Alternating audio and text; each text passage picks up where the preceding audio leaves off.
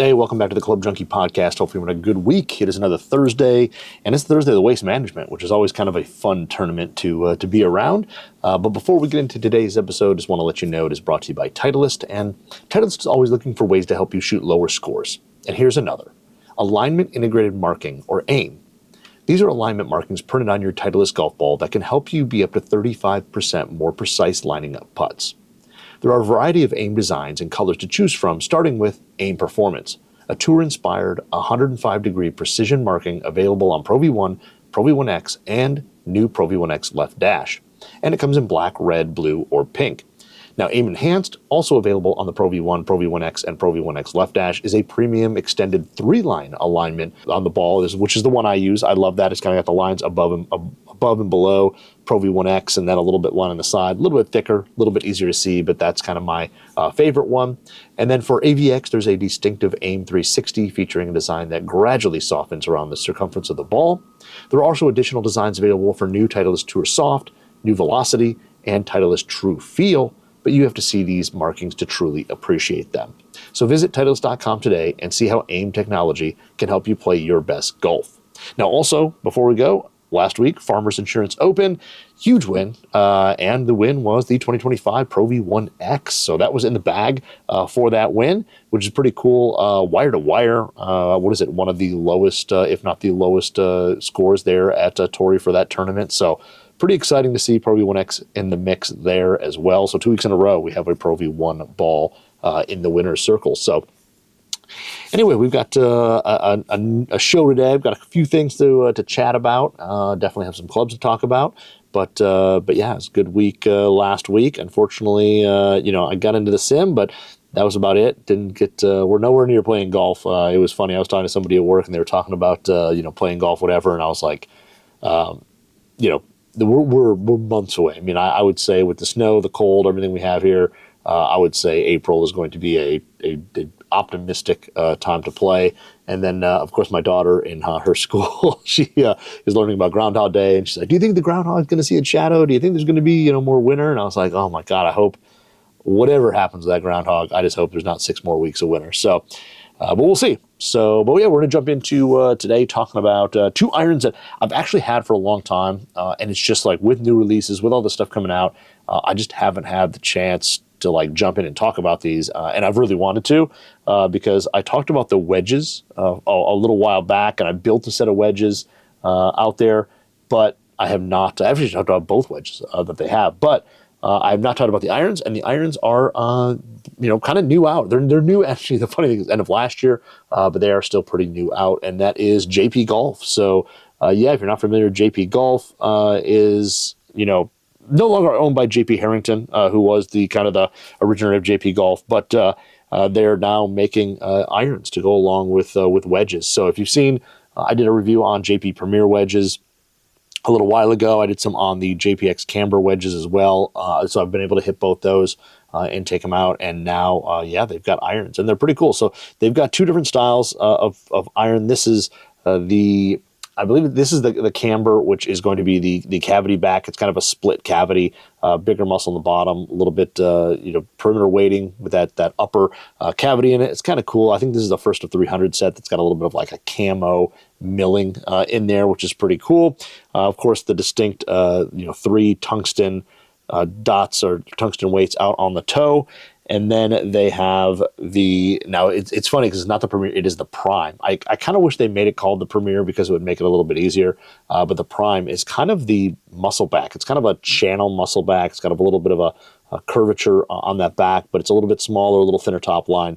Still has the 3 tungsten weights out in the toe, and then the back has this kind of like anodized material on the back. So 2 different designs, slightly different designs, both forged from, I think it's S20C soft carbon steel, both meant to be really soft, and of course both have the camber sole on it. So the sole on these is going to have kind of a multiple, different camber designs or different angles on it to kind of help with turf interaction.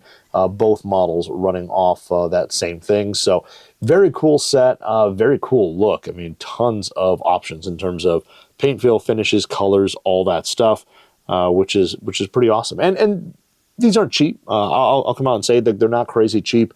I think the primes go for $21.30 a set, and the cambers go for like $1,800. So there's probably other upcharge options if you want to get crazy colors and things like that. But at the moment, that is kind of what they are. So they're not cheap. They're kind of a premium, a premium iron, a premium forging, kind of in that that realm. But they are really, really good looking. I love the look. They sent me actually like a couple 7-iron heads, like in the prime.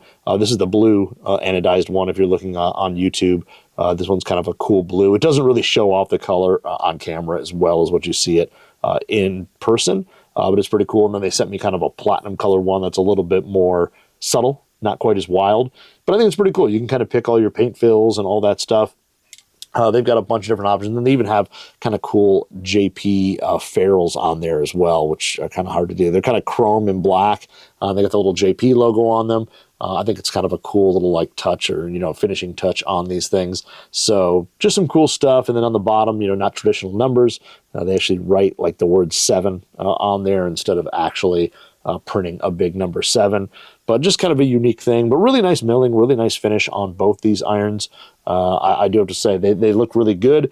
And I thankfully went through. I built up. I had 2 7-irons set in from Cobra that had money taper 120s in there, and I just yanked them out because I was like, great, I have 2 7-iron shafts. They're identical. I can hit these things side by side, and then that'll be really great. So 2 cool irons, both kind of built around slightly better players. Now the camber one is, of course, going to be a little bit bigger. It's going to have a little bit more forgiveness, a little bit more stability to it.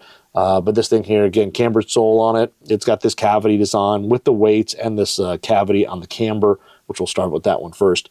They can kind of really control CG. That's kind of the point of this one, is to control CG, make it optimal to kind of fly a little higher in the long irons and have a little bit more penetrating flight in the lower irons, the shorter irons.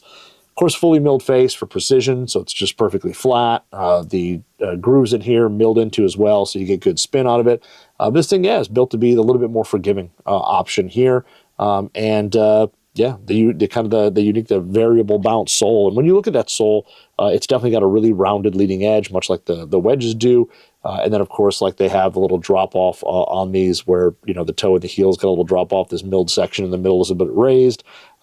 But yeah, it's a really good looking iron. They did a really nice job with it, and I think the looks are really good. When you set it down, it looks pretty traditional.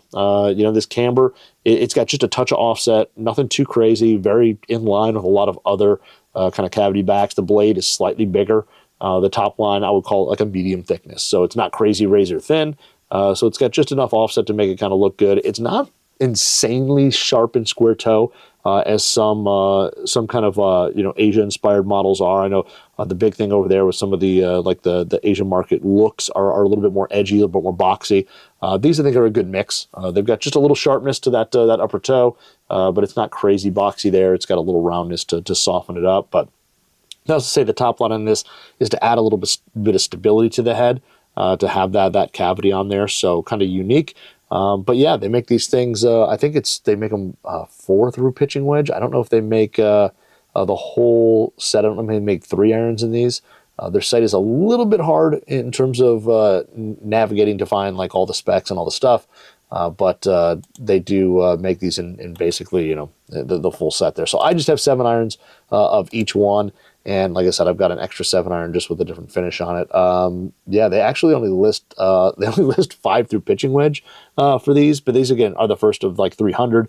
When these things first finally hit full production, maybe they offer the rest of the lineup there. Maybe a 4 and 5. I think a 4-iron is kind of needed. The 5-through pitch I think is a little short. I think a 4-iron is definitely needed, and then 3-iron is kind of optional if you need it at all.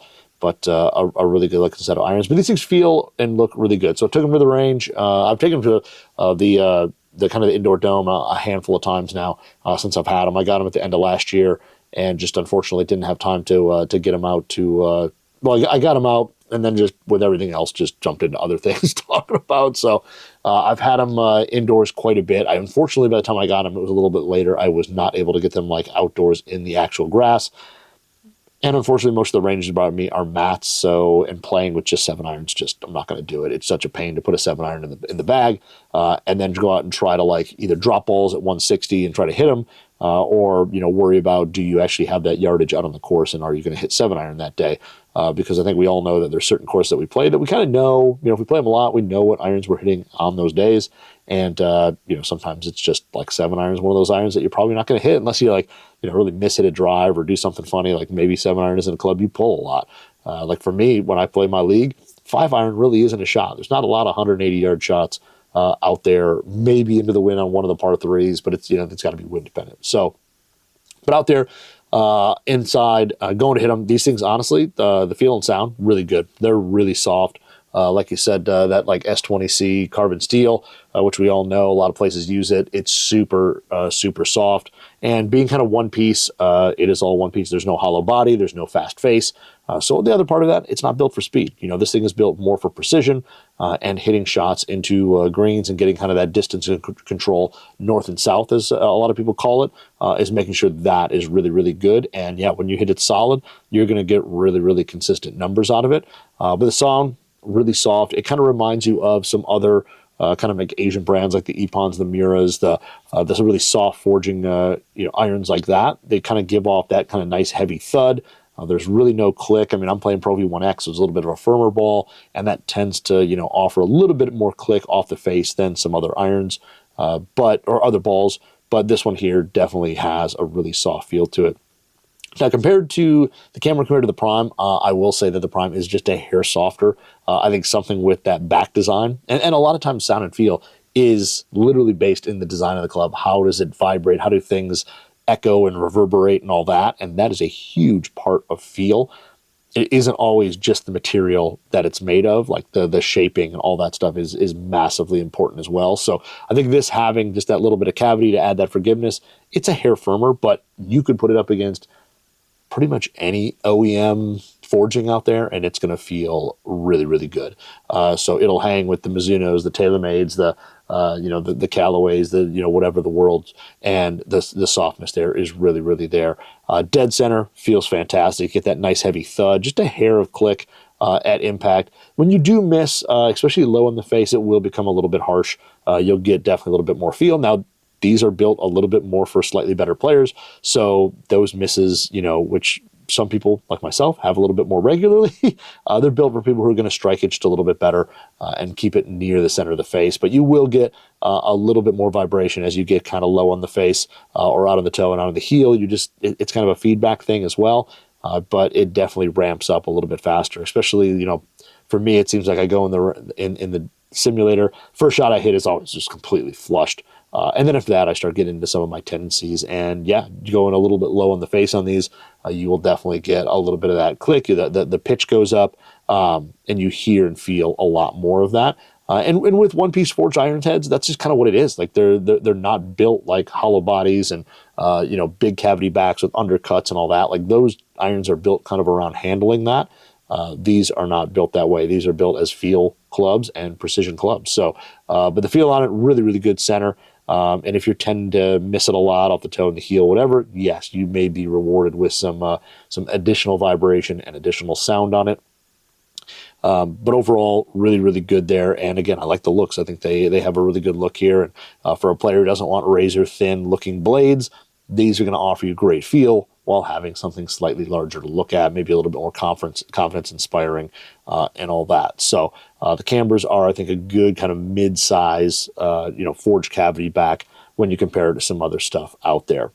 And then in terms of performance, actually really solid. These are actually a little bit longer than I thought. They're slightly stronger loft-wise. Like they play off a 44 pitching wedge and a 32-degree 7-iron.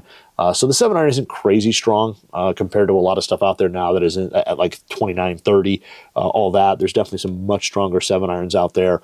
These are, I would say, more traditional in a sense nowadays, more traditional. I know people will say, like, well, traditional is like, way weaker than stuff nowadays, but nowadays you can't buy stuff that is insanely weak like you could 30 years ago or whatever. Like this stuff now is all stronger.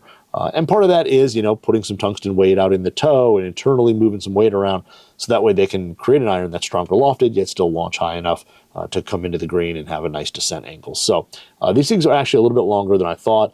On center strikes, definitely long. But yeah, I mean, I average 162.8 yards, which again, for me, a 7-iron, I'm trying to hit at 160. So we're right around that. And 162.8. Definitely saw a few balls that did that 165 and really went. But again, not having a hot face or any of the crazy, technology built into this thing, you're not seeing 170-yard 7-irons from me. I'm not seeing that like 175 or, some crazy number like that jumps out.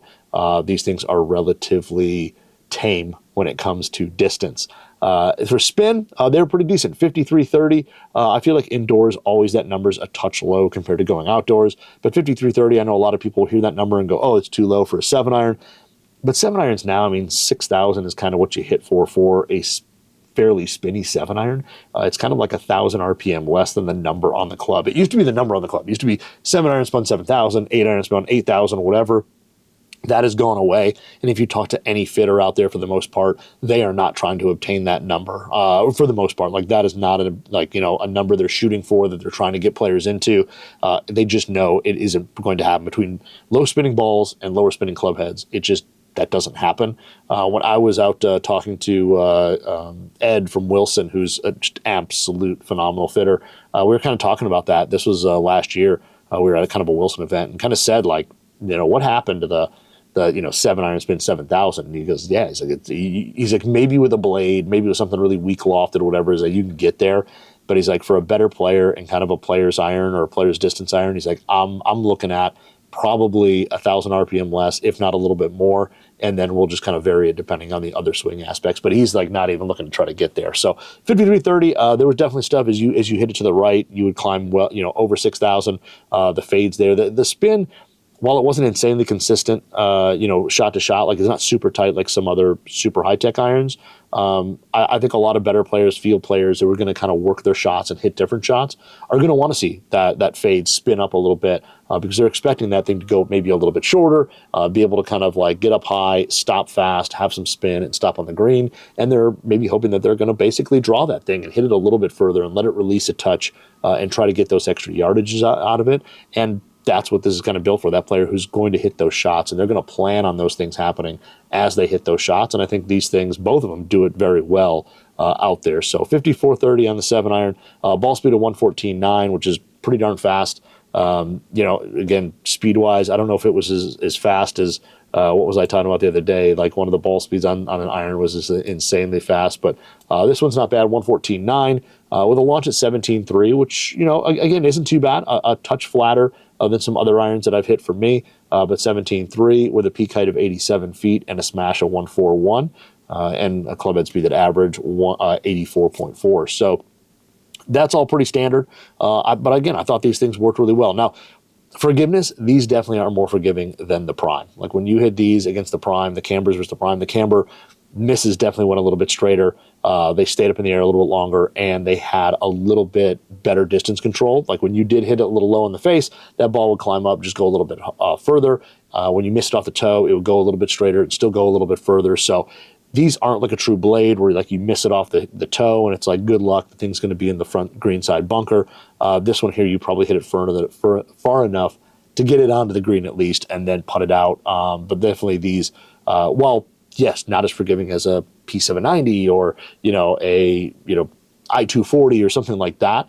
Those are kind of really stable iron heads. These, you'll see a little bit more movement, but that range is definitely tighter than the Cambers or than the Primes. I keep wanting to call them Camber Prime, but the Camber definitely has more of that stability built into it. So, in terms of forgiveness, I would say, for a player who's a 10 and under, this iron's going to be fine. Me at a 9.7, I feel like I could play this iron up, up until 5-iron. Yeah, no problem. Would I want to put a 4 or 3-iron of this in the back if it was available? I don't think so. I think I'd probably start to see that lower speed up there, the more solid face. I'd probably see maybe some gapping issues that I'd have to maybe tweak with some bending or something like that to get it dialed in. But I think for a player who is a little bit better player, who wants to hit some precision shots, looking for really great feel and something a little bit different in their bag, these things are really, really solid. But they definitely are a little bit more forgiving than the other iron. I would put them in the category with other, kind of cavity backs. I would say they probably play fairly similar in terms of forgiveness to, probably a P7CB, probably a little bit more forgiving than the new Callaway X Forged to me. But yeah, stuff like that, I would say it plays right around there in terms of forgiveness and stability and what you can get away with. But the cambers are really, really solid. So it'd be interesting to also do, a little bit of a mix set. You do cambers in the maybe 4, 5, 6, again, if they offer a 4, and then maybe throw the primes in there, 7 through pitching wedge. So would be an interesting little setup. But these things are really good. I think they feel great. There's something different. I know some players are always looking for something unique in the bag. These are definitely it. They're super high quality. They're really nice. And overall, I think feel really good, sound really good. And then you have, the Prime. So again, I wish they would have called this one Premier because I think it goes along with the wedge as well. But I understand also while switching it. So this is the Prime, which is, again, a one-piece forged S20C, soft. Oops, I'm the wrong thing. I'm trying to make sure I got all my specs and everything here. But really soft steel. It's got the D18 tungsten, which is a high density tungsten out in the toe. That way they can keep that center of gravity, in the center of the club head. But yeah, this kind of arch design in the back as well. It kind of helps them control CG. Make sure, again, same thing, that you've got long irons at a little bit more higher launching. You got short irons that are a little bit more flat, a little bit more penetrating. So these things here look really good. Definitely a much thinner top line when you set down on it. Definitely a thinner top line, not near as thick as the cambers. A little bit less offset, just a touch of offset to them, but overall look really good. Same thing, not crazy boxy toe, just a little bit of sharpness, maybe a hair sharper than the cambers up on the top and into the toe, maybe just a hair sharper, just a hair boxier. But overall, I think the look is really good. I think the thinner top line in this one too blends really well as you get into the hosel, like where the top line comes into the hosel. Gets a hair chunky on the cambers. I think this one flows just a little bit nicer with that thinner top line. So overall, really good look. I mean, this thing to me is, you're putting this very similar into blade territory. I think it's maybe just a hair more forgiving than some other blades I've hit, but this thing's in blade territory. The one big difference this thing is going to have is, of course, the variable bounce sole. Like most blades, they have low bounce, they're sharp, and they allow players to get it into the turf if they want to. They allow, firm conditions. They're very versatile in how they do things. This is definitely going to have a little bit more bounce into it. It's probably going to get into the turf and not want to dig as much. It's going to get through quickly. So definitely a little bit different there in terms of how this is going to play when it comes to turf interaction. Unfortunately, again, I haven't got it out on the grass, but, in terms of just the design and all that. But this one here, pretty similar in a lot of aspects. In terms of feel, really good. I think this thing is just even a hair softer than the camber. Just a little less click, a little heavier thud, just a little better sound and feeling than the camber, just a hair softer. Now, feel is completely, subjective. So you may hit both of these and say, maybe the camber feels better to you. But either way, I think both these things feel really good. This one is just super soft. Again, I'd put this up there with like the Vegas and Epons, Miras, all that out there. If you hit it against there, and it's just going to feel, right with those guys in terms of the softness and all that. Very little click in dead center. Now, again, these are kind of blades. So when you do miss it, you hit it off the toe, you hit it off the heel, you hit it a little low, it's going to be a little bit clicky. You're going to get a little bit more of that sound, all that. So those things are going to happen with these. And with this, definitely saw a bigger drop-off in misses compared to the camber. The camber, like I said, you may not be in that front bunker. You may be able to carry it into the green and make it there and have that 25-footer to still maybe have a birdie, but, two putted up for par. These, when you missed, you're definitely seeing a big reduction. The overall, shots in terms of well-struck shots, pretty much identical in terms of distance on these two. Again, kind of was looking for kind of specs on here in terms of the irons to see what specs on these. They need to make their website a little bit easier to figure them out. But same lofts as the cambers. So 44 pitching wedge, 32-degree 7-iron. So again, a hair stronger by like a blade standard. But these things here played pretty similar. So distance on this one was 160.1. That was my average. Now on that, I feel like good shots went the same distance. When you struck them really well, you'd see 162s, 165s. You'd see those above 160 numbers. But I think it loses almost that 3 yards compared to the camber because of the misses. When I miss it off, a little bit off the toe, that drop would happen a little bit faster. When you miss it off the heel, you'd see a little bit more drop. You'd see more 155s, more 154s in terms of carries, excuse me, than you would see with the camber model. So Misses on this, being a smaller club head, thinner top line, all that, it's just not as forgiving. But I think this is made to be a blade. It's made to be a precision club where people are going to go up, work the ball, hit the shots they want to hit, and kind of work it around the course. So that forgiveness, I think a lot of those players who do that are, one, not going to miss it as much as I do, and two, they're willing to deal with that to get the precision to hit the different shots, flight it up, flight it down, all those things as they play around the course. So really, really good sound and feel. And again, I like the look from a dress. I think these things look awesome. It'd be cool to do a little combo set with these two. But 160.1 was my average in terms of carry for the 7-iron. And I didn't hit too many that poorly, but I think that was the big difference between like that 3 yards. I think if you were to be able to just like isolate perfect shot to perfect shot, they would probably be very similar in terms of actual distance. So spin-wise, this did spin about 200 RPM more. This was 56.45, so nothing crazy, but it spun about 200 RPM more for me in the Prime did. I didn't notice a huge difference either. I mean, when you saw shots that went right, they would ramp up a little bit in spin. When you drew them, they would kind of drop. So that average, but yeah, hitting a shot off to the right that had a little fade to it, it would climb over the 6,000 mark. When you did draw it, you could see some stuff, creep down to the mid to high 4s. So depending on the shot there, you would get that fluctuation in spin a little bit, which again, I think some players are just going to kind of like or want or expect or kind of count on. Now, ball speed on this one, 113.6, so about a mile an hour slower. And again, I think perfect shots, they're almost identical. I think the misses on this one, just that drops a little bit faster, so that's why that number is about a mile an hour slower. Launch, pretty much identical, 17.1 to 17.3. They were pretty much the same. Everything kind of came through the same window. The launch numbers look pretty much identical. Peak height of 85. With this one, so a little bit lower, but again, 2 feet at 87 or 85 feet isn't a huge difference. And again, I think, just that slight fluctuation more in those misses would make that. 139 smash factor, as I just said, and then, club head speed at 83.1. So it's overall average swung a little bit slower, but pretty much all there. But these things really, really solid. I think they feel really good, and they're just that precision club for the player who wants to, hit different shots, work it, have something different in the bag, and kind of customize something to their own. So if you're, priorities on feel and precision, I think the JP irons, both of them, are really, really solid. It's just a matter of which one you like. But I like both of them. I don't know, with these, I think it would be, 5-4 iron, whatever, would be really tough to hit in the primes.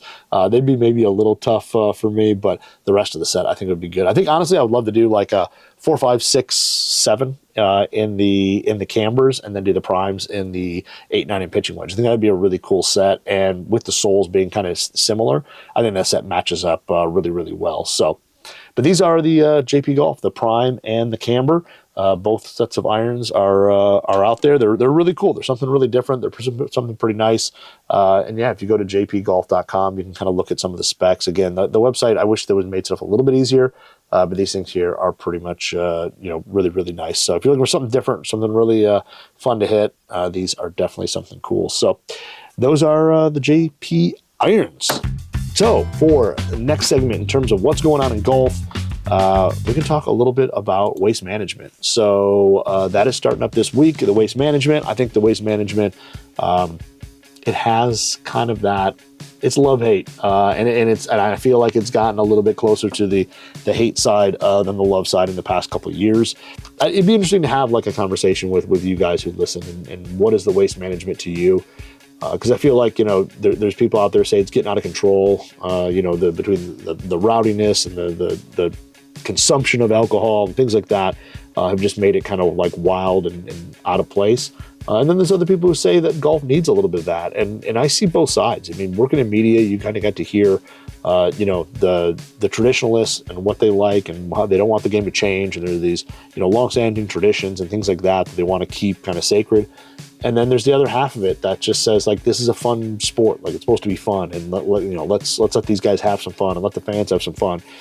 And I get both sides. The funny thing is, the older I get, I feel the more I get to a little bit more traditional. I feel like I've loved the waste management. If you would have talked to me 20 years ago with the waste management, granted, it wasn't what it is now, but if you would have talked to me even like when I was 30, and I would have said, this is great. And I did. I loved it. I was like, one tournament a year, a couple tournaments a year. They get a little rowdy, get a little crazy.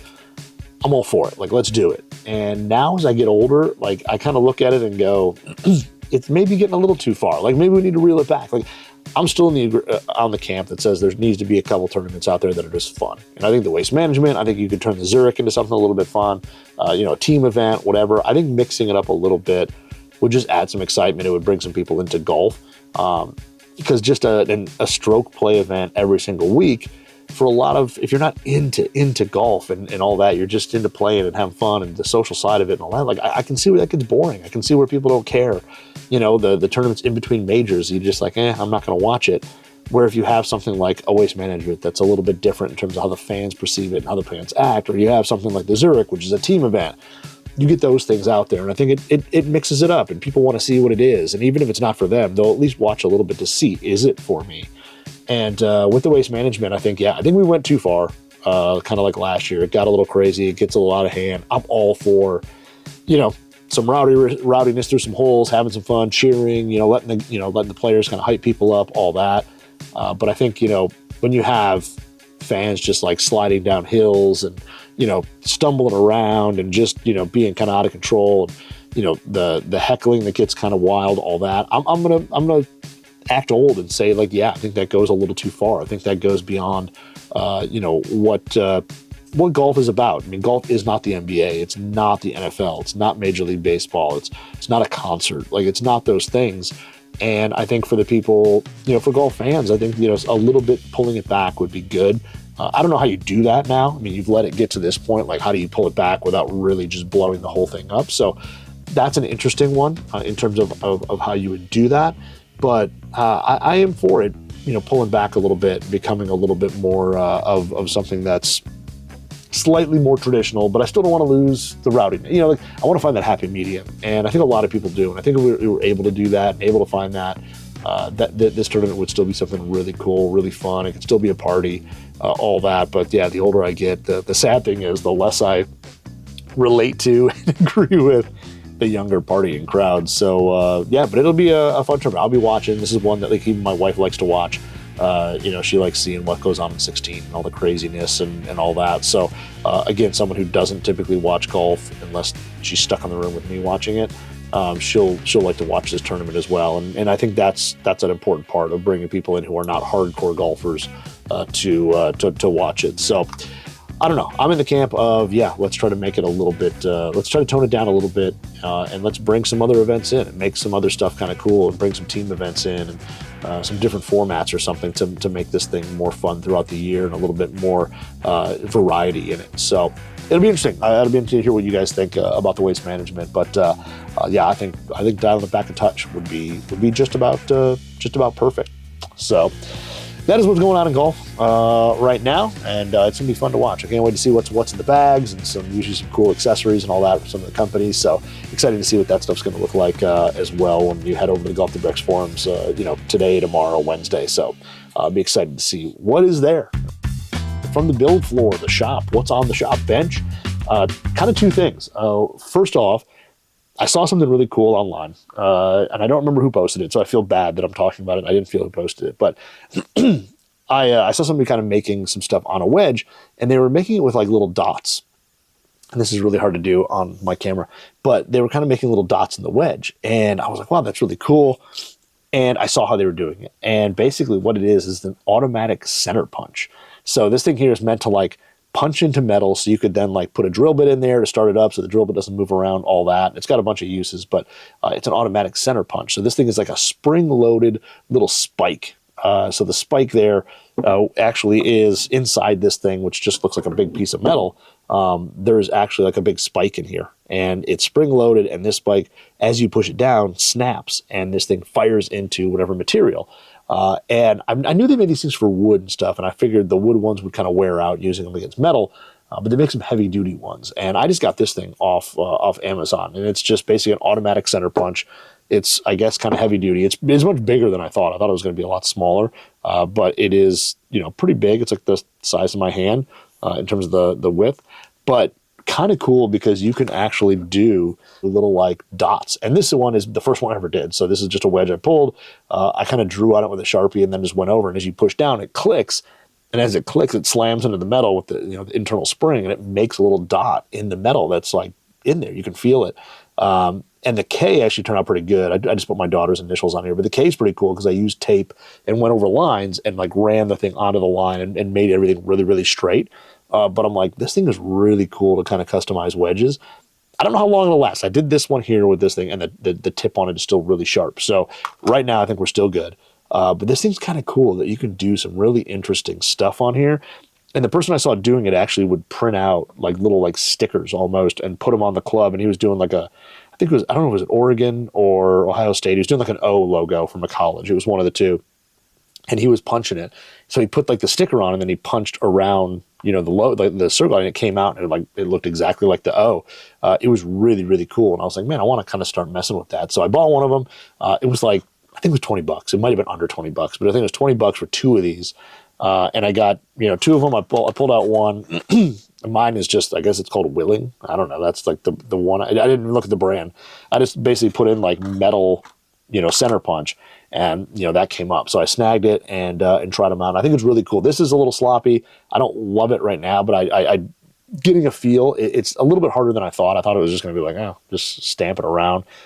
Something really cool, though. I want to mess with it more to stamp wedges and do some kind of cool stuff. So I think there's some cool things that I could do with this. So pretty excited. But if you're messing around with stamping wedges and stuff like that, automatic center punch could be something interesting to mess around with and do some cool designs. I think I just now need like one of those Cricut machines to print out my own sticker type things and put them on and punch stuff out. But could be something really cool and really fun to mess around with. So I'm messing around with that a little bit more as I start stamping wedges and stuff. So excuse me. So pretty cool. That was a fun one. And then, I got the mini driver built. The Cobra mini driver, the King Tech MD is built. Got the new Fujikura Ventus TR Blue in here. So this one ended up building it pretty much, not too much different. So this one here, Cobra they put the hosel on here so you can actually use a 3-wood shaft in these heads, and it'll come out to the correct length. So for this one, I did tip it a 1/2 inch, which on Fujikura's site, they say driver 3-wood, you don't need to tip. 5 wood's 1/2 inch. I guess I'm from that old school thought of 3-wood shafts need to be tipped a little bit. So I went a 1/2 inch on this thing just because it's kind of just in my DNA and in my psyche. But I went 6 with a 60-gram range shaft because I was like, you know what? Everybody's building these things more like drivers, so let's build it like a driver. Went with a 60-gram, not the 70. And I went just a hair shorter than stock length. I think I took off like a 1/4 inch. So this is, I think, just over 43 inches. Might be 43 and a half. So just a hair shorter than stock. But it set up really nice. It looks really good. Set it just in the A1 position. And I'm pretty excited to actually hit this thing. I know with the face on this thing, I'm not really going to be able to hit this thing off the deck too easily. But I think off the tee, this thing can be an absolute cannon. And I think maybe like on my, when I go play like St. Clair Shores for my league, like I don't really hit 3-wood off the deck that much. I mean, the 1 par 5 is super long. So if you don't hit a good drive, you're not getting it there. And honestly, there's OB straight on the left side. So it's always, you're thinking about it in play. And there's so many par 4s that I could hit this on that you don't need full driver on, that this may work out a little bit better. So I don't know. It'll be interesting. I may mess with mini driver a little bit more in my league compared to true 3-woods. But built this thing up. Like I said, Ventus Blue, TR Blue 6X, tipped 1/2 inch, playing I think 43 and a half inches or maybe 43 and a quarter, but is just shorter than stock. And set this thing. It's set at H1, which I think is just a hair flat right now, but I'll probably just move it to A1. Just to mess around with it first because it's 13.5 degrees, and then we'll see where it goes. But mid-launch, kind of low spin shaft. Pretty excited to see how this goes. Through the old Golf WRX Pure grip on there, which I have about 500 of, but a cool little grip. And then, of course, my little Club Junkie sticker on the back. So this build got done, and I'm going to mess around with some more wedge stuff. That's going to be the fun one. And then, I've got a couple shafts. I got to figure out what's going on. I have a couple fairway woods that I'll probably talk about next week in terms of what's going on the bench. They're not like imminent to happen right now, but I've got a couple fairway woods that I'll probably going to swap some shafts in and get dialed in and get ready to start hitting more of. So that is what is on the bench this week. But pretty fun. I can't wait. I'm going to do some more automatic center punch thing because that was pretty cool. So anyway, that is all I've got done. That's the show. Hopefully you guys have a great weekend. Enjoy the waste management, and we'll chat next week and discuss how crazy and wild it got.